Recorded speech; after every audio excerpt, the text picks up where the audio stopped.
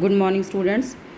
राजी fifth question देखो अपना एक्सरसाइज 9.2 का कि गिवन है सानू स्टेटमेंट दे विच P S term is 1/Q है, मैं शॉर्ट्स लिखी हुई है and Q S term is 1/P।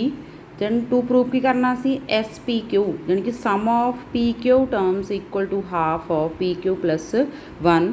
Question थोड़ा लेंथी है पर ईजी आ। सलूशन की है राजे, late a be first term and d be common difference of given A P. असी जी गिवन ए पी आ वह ए की ले लिया फर्स्ट टर्म, डी की ले ली, डी की ले लिया कॉमन डिफरेंस। तो साढ़े को रिलेशन असी याद रखना की होंदा A N equal to A plus N minus 1 into D. हुण जी P S term A P is given by 1/Q।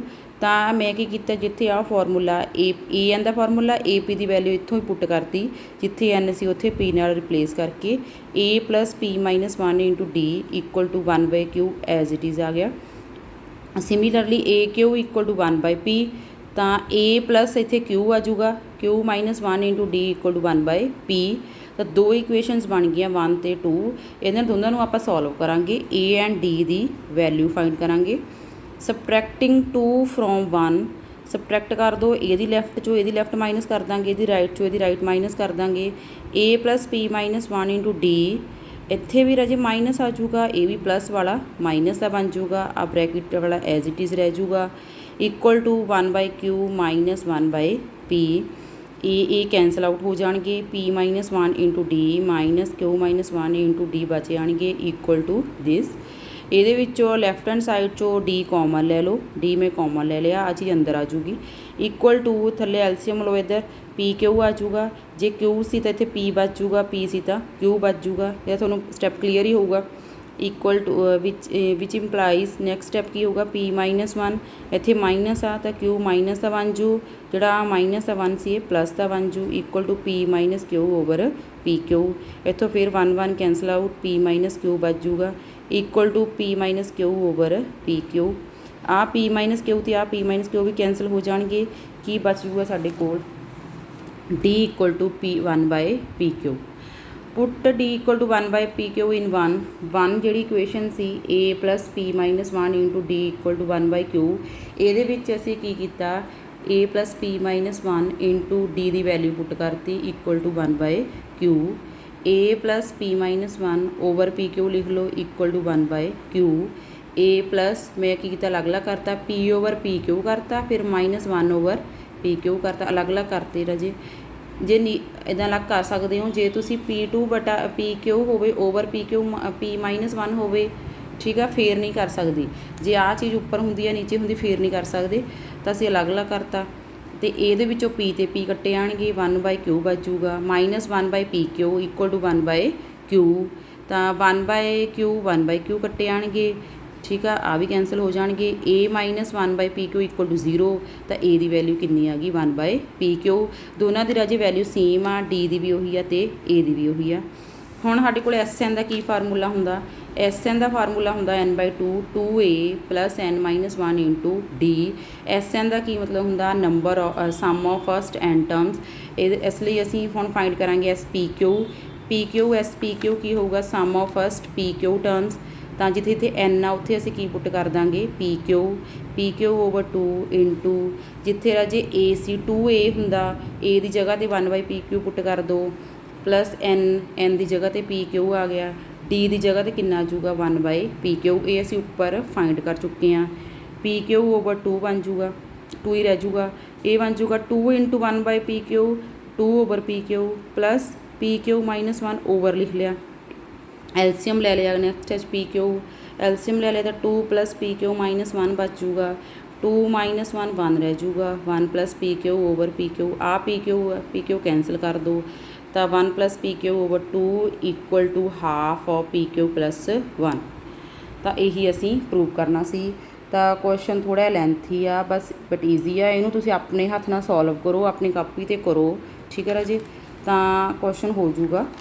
तो नैक्सट देखो अगे सिक्स्थ क्वेश्चन की है, if sum of certain terms of certain number of terms of AP 25, 22, 29 and so on is 116, find last term given AP सानू given आ। देखो राजे ये सानू ए दिता होया ए भी पता लगा 25 आ, डी कॉमन डिफरेंस असी कढ़ लिया 22 माइनस 25 करके -3 आ गया। SN 116 आ, असी N फाइंड करना, ठीक है बई नंबर ऑफ टर्म्स किन्नियां ने इस AP दे विच। सानू कहता भी किसी भी सम का जिहड़ा सर्टन नंबर का सम 116 वा, तो असी कह दें चल N का असी फाइंड कर लाँगे। SN मन लैके चले असी 116, तो SN का असी फार्मूला लाया 116 SN equal to N/2 2A plus N-1 into D। SN put करता N/2 2A की वैल्यू पुट करती, D पुट करती, N रह जूगा साडे कोल राजे। आ जिहड़ा 2 सी अगले स्टैप इधर चलिया गया, इत्थे N रह गया, 2 × 25 50 बन गया। -3 नूं मैं अगे लिख लिया N-1, इन्हां दोनों मल्टीप्लाई किया 2 हुण 32 बन गया equal to N into 50 -3N plus का 3 बन गया। -3 ने अंदर असी मल्टीप्लाई करवाता, तो बस असी कुछ नहीं किया। ये 53N बन जूगा -3N² बन जूगा। नैक्सट स्टैप के की होगा जोड़ा आ 3N² वाला तो 53N वाला ये माइनस वाला असी लैफ्ट हैंड साइड पर लै जाने, तो इनू अगे लिख लिया, इनू लिख लिया माइनस का बन जूगा, ये प्लस का बन जूगा, ये एज इट इज़ रह जूगा।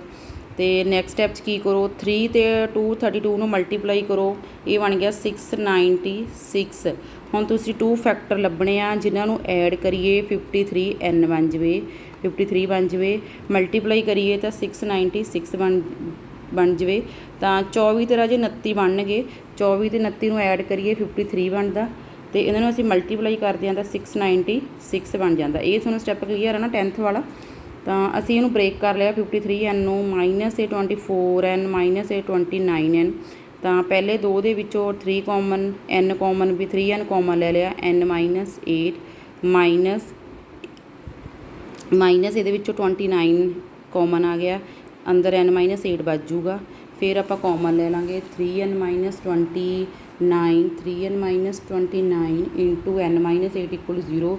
दोनों सॉल्व कर लो, एक बार ये 0 एक बार ये 0। N कहते ज़्यादा 29/3 होगी जां फिर N8 होगी, पर सानू पता N कदे भी फ्रैक्शन नहीं होगी, तो इनू तुसीं रिजैक्ट कर देना। तो N कितनी आ जूगी 8, जानी कि N8 आ, तो it means number of terms कितनियां ने 8 ने, यानी कि नंबर ऑफ टर्म्स जो आप लिखना शुरू करांगे तो किते 8 ने, पहली है फिर दूजी तीजी चौथी पंजवीं छेवीं सत्तवीं अठवीं, ठीक है। नंबर ऑफ टर्म्स कितनियां ने 8। तो फाइंड दी लास्ट टर्म, यानी कि अजे जो नंबर ऑफ टर्म्स 8 ने तो लास्ट टर्म किहड़ी होगी 8वीं होगी। तो last term LA plus N-1 का D का फार्मूला ला के ये N की जगह तो 8 पुट कर दो, इनू सॉल्व कर लो, 4 आंसर आ गया। लास्ट टर्म कितनी होगी 4। सानू पता साडी AP जिहड़ी उहदा D नैगेटिव आ, देखो ये घट रही है राजे 25 22 19, अगली जिहड़ी वो 4 माइनस हो के साडी लास्ट किहड़ी बच जूगी 4 बच जूगी। तो क्वेश्चन देखो राजे, इनू क्वेश्चन नू करो, इनू समझो, ठीक है। जे कोई नहीं भी स्टैप पता लगूगा तो मैनू पूछ सकते हो तुसीं एनी टाइम। तो अगला क्वेश्चन आ 7th, find sum to N terms of AP whose kth term is PK+1। इस तरह सानू एक के दिती हुई है PK 5K+1, तो K नू 1 पुट कर लो, ये तो सिंपल क्वेश्चन अपने आप कर लोगे। ए नू K नू 1 पुट किया, A1 फर्स्ट टर्म कितनी बन जूगी 6 बन जूगी, ठीक है। K नू 2 पुट कर लो तो A2 आ जूगी, सैकेंड टर्म आ जूगी 11 आ जू। 3 पुट कर लो तो अपने को थर्ड टर्म आ जूगी, ठीक है। तो यदा मतलब साढ़े को AP की बन गई, AP की बन गई 6 11 16 एंड सो ऑन। A पता लग गया, D पता लग गया, SN का फार्मूला लगाओ, सॉल्व करो। ये कुछ भी करने की लोड़ नहीं हैगी, तो समझाने की, इन्हें सॉल्व कर लो अपने आप। 9th क्वेश्चन आ sum of N terms of 2 arithmetic progressions are in ratio 5N + 4 ratio 9N + 6, find ratio of their 18th terms. राजे 2 APs ने अलग अलग ने, तो उन्होंने दियां N टर्म्स का जो सम का रेशो आ, सम की रेशो आ वो इन्नी आ। तो की पूछा सम ऑफ देयर 18th टर्म्स। असी की करांगे, 2 अलग अलग APs ने, दोनों की अलग अलग A1 लवांगे, A2 अलग अलग D1 ते D2।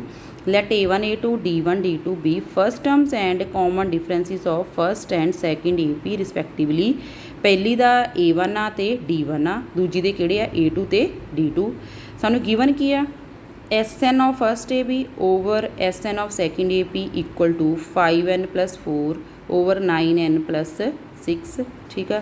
एस एन का फॉर्मूला लगा दो की होगा n/2 इंटू हुण इहदे लई A1 यूज़ करो पहले ਲਈ ਉਹਦਾ D ਦੇ ਲਈ D1 ਸੈਕਿੰਡ ਦੇ ਲਈ A2 ਤੇ D2 ठीक है। A2 D2 right hand side ਸਾਨੂੰ ਗਿਵਨ ਹੀ ਸੀ n/2 कैंसल हो जाएंगे ਸਾਡੇ ਕੋਲ ਆਹ ਸਟੈਪ ਬਣ ਜੂਗਾ।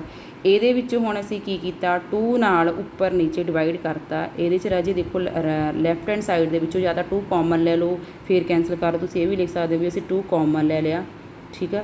ਆਹ ਵਾਲਾ ਸਟੈਪ ਲਿਖ ਸਕਦੇ ਹੋ 2 ਕਾਮਨ ਲਓਗੇ ਤਾਂ ਇੱਥੇ A1 ਬਚ ਜੂਗਾ। ਇਹਦੇ ਵਿੱਚ ਸਾਨੂੰ 2 ਲਾਉਣਾ ਪਊਗਾ। ਸਿਮਿਲਰਲੀ ਨੀਚੇ ਵਾਲਾ ਸਟੈਪ ਫਿਰ ਆ ਤਾਂ ਕੱਟੇ ਜਾਣਗੇ ਫਿਰ ਸਾਡੇ ਕੋਲ ਆਹ ਚੀਜ਼ ਬਚ ਜੂਗੀ A1 ਆ ਕੱਟੇ ਜਾਣਗੇ A1 + n-1/2 D1 A2 + n-1/2 D2 ठीक है। ਸਾਨੂੰ ਪੁੱਛਿਆ ਕੀ ਆ ਰੇਸ਼ੋ ਆਫ 18th ਟਰਮਸ। ਅਜੇ ਪਹਿਲੀ ਦੀ 18th ਟਰਮ ਕੀ ਬਣ ਜੂਗੀ A ਪਲੱਸ ਸਾਨੂੰ ਕਿਹੜਾ ਫਾਰਮੂਲਾ ਪਤਾ AN ਕਿੰਨਾ ਹੁੰਦਾ A + n-1 × D ਹੁੰਦਾ। ਜੇ 18 ਤਾਂ ਇੱਕ ਘਟਾ ਕੇ ਆਊਗੀ 17 D ਵੀ ਬਣੂਗਾ ਠੀਕ ਆ। ਤਾਂ ਸਾਨੂੰ ਇਹਦਾ ਮਤਲਬ ਜਿਹੜੀ ਆਹ ਚੀਜ਼ ਹੈ n-1/2 ਆ ਇਹਨੂੰ ਜੇ ਅਸੀਂ 17 ਲੈ ਲਈਏ ਤਾਂ ਸਾਡਾ ਕੁਐਸਚਨ ਸੋਲਵ ਹੋ ਜੂਗਾ। ਤੁਸੀਂ ਇਹਨੂੰ 17 ਪੁੱਟ ਕਰ ਲਓ ਤਾਂ ਇੱਥੋਂ n ਕਿੰਨਾ ਬਣ ਜੂਗਾ 35। ਇੱਧਰ ਸਾਈਡ ਸਾਡਾ ਬਣ ਜੂਗਾ A1 + 17 D1 A2 + 17 D2 = similarly ਇੱਥੇ n ਦੀ ਜਗ੍ਹਾ 'ਤੇ ਕਿੰਨੀ ਪੁੱਟ ਕਰ ਲਓ 35। ਬਸ ਇਹਨੂੰ ਸੋਲਵ ਕਰੋ ਰੇਸ਼ੋ ਨੂੰ ਤਾਂ ਆਪਣੀ ਰਿਕੁਆਇਰਡ ਰੇਸ਼ੋ ਆ ਗਈ ਠੀਕ ਆ। ਕੁਐਸਚਨ 'ਚ ਰਾਜੇ ਇੰਨਾ ਕੋਈ ਘਬਰਾਉਣ ਦੀ ਲੋੜ ਨਹੀਂ। ਕੁਐਸਚਨ ਸਿੰਪਲ ਆ ਥੋੜ੍ਹੇ ਜਿਹੇ ਲੈਂਥੀ ਆ ਅਤੇ ਫਿਰ ਵੀ ਕੋਈ ਵੀ ਸਟੈਪ ਨਹੀਂ ਤੁਹਾਨੂੰ ਪਤਾ ਲੱਗਦਾ ਮੈਨੂੰ ਸਕਰੀਨਸ਼ਾਟ ਲੈ ਕੇ ਤੁਸੀਂ ਸੈਂਡ ਕਰ ਸਕਦੇ ਹੋ ਮੈਨੂੰ ਪੁੱਛ ਸਕਦੇ ਹੋ। ਤਾਂ ਪਹਿਲੇ ਫਸਟ 10th ਕੁਐਸਚਨ ਕੰਪਲੀਟ ਕਰ ਲਿਓ। ਫਸਟ 10 ਕੁਐਸਚਨਸ ਆਫ 9.2 ਕੰਪਲੀਟ ਕਰਨੇ ਕੰਪਲੀਟ ਔਨ ਕਾਪੀਜ਼।